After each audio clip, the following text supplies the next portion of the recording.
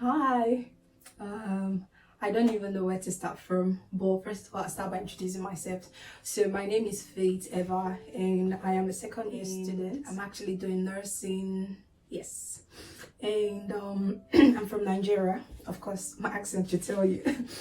And I recently just started, Faith Travels UK.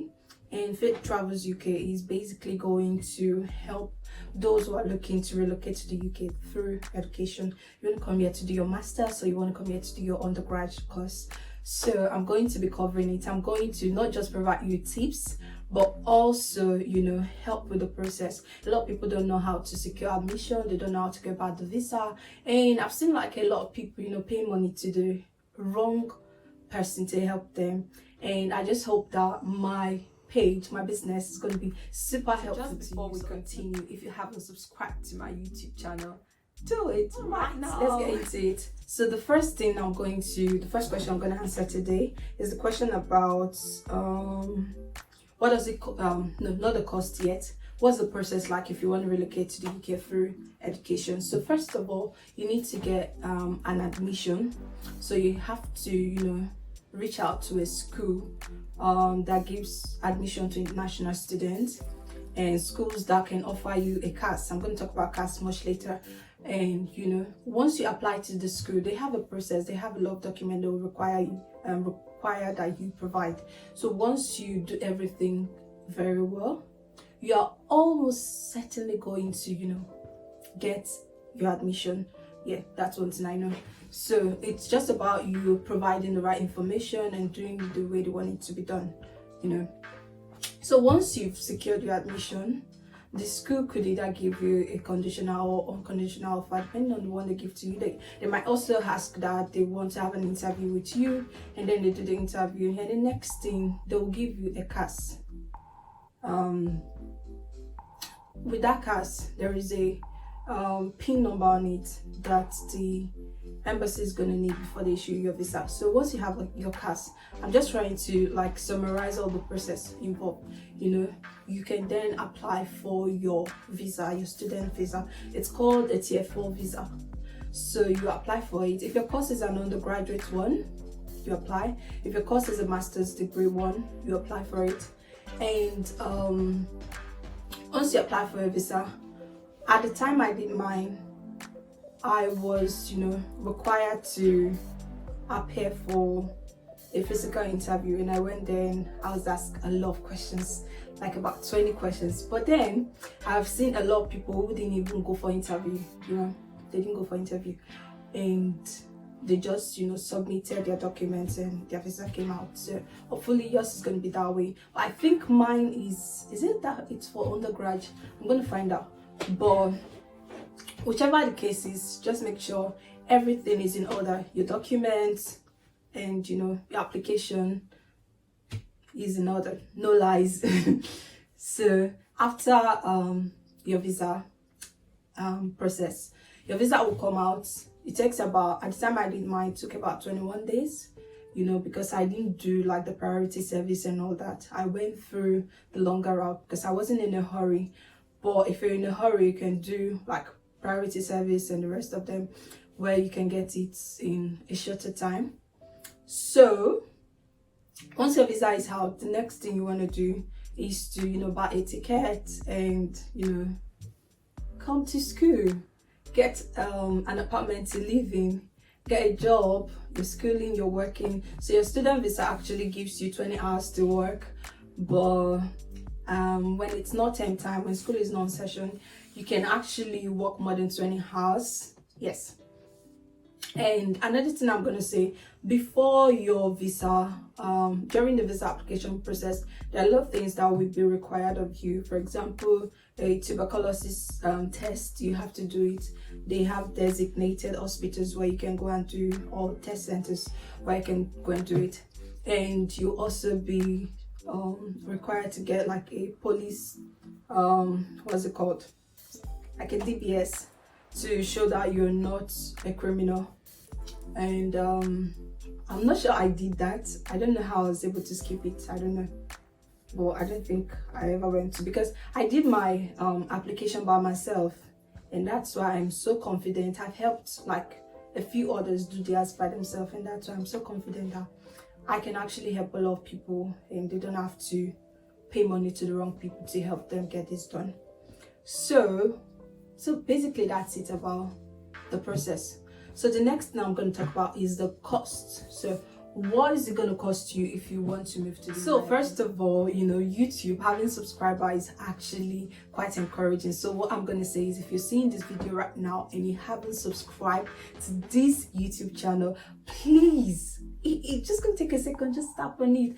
Please just do it to encourage my life, and also, you know, turn on the notification bell so you're going to know about future videos. I promise to do a video every week. I promise. If I don't do it, come and hold my neck like this, like Faith, you promised. And first of all, the admission will cost you money to apply, but it's just a little amount of money that it's going to cost you to apply for it. After the application cost, the next thing you want to spend money on is your visa application. So applying for the visa costs about £347. 347 or 348, so that's what it's going to cost you. And then after that, another cost you're going to spend is immigration,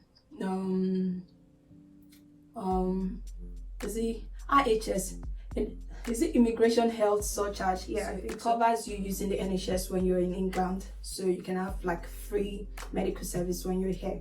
It's quite good. Yeah.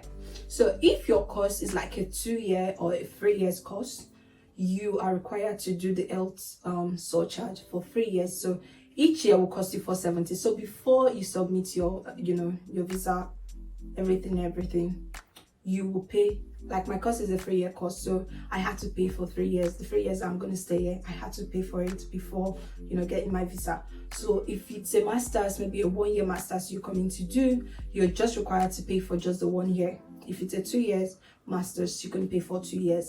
So that's another cost. Then your tuberculosis test obviously is going to cost you money. So I'm not sure how much I paid. Was it 50,000? I don't know. I obviously don't know. I'll have to go and check that out again and let you know. So that's gonna cost you money.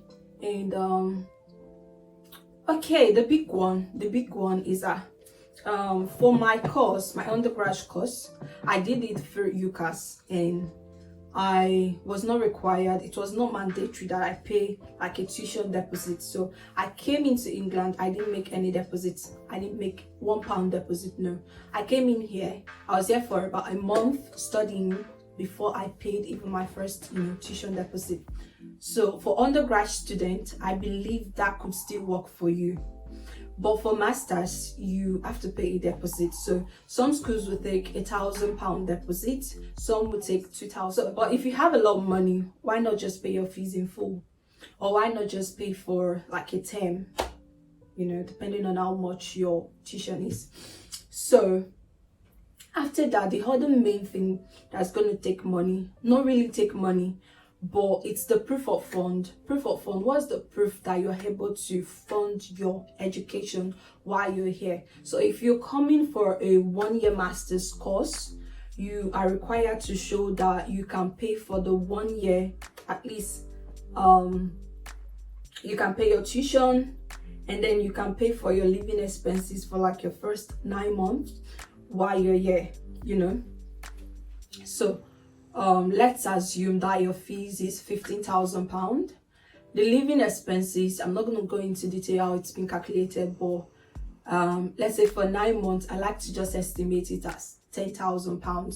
So you're required to pay £15,000 for your school fees. You're required to show, not pay, to show in your bank statement that you can pay £15,000 for your fees, and then you can pay £10,000 for your living expenses, your maintenance cost, your cost of feeding, your cost of renting a house, and all of those. So putting those two together, it's going to give you 25,000. I know this video is going to be seen by people who are also not in Nigeria.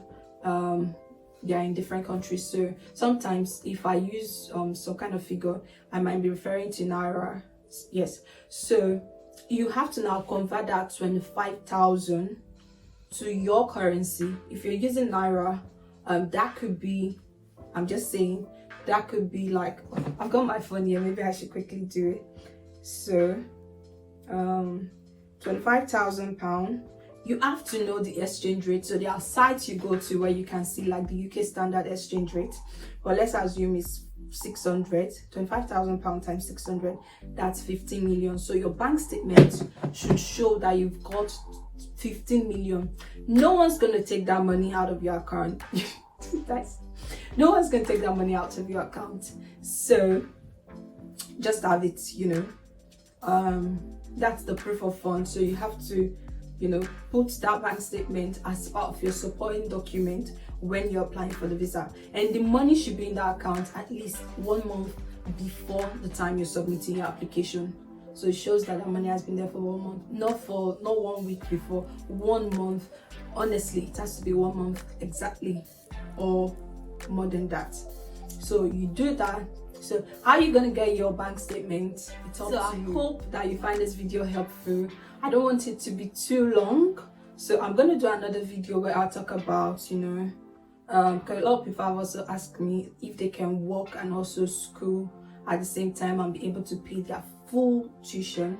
Okay, so I'm gonna do that. I'm gonna do a video and tell you about people doing it, like they are really working so hard that they are able to pay for their tuition. So if you're that kind of person who's so strong, I'm going to tell you what to do.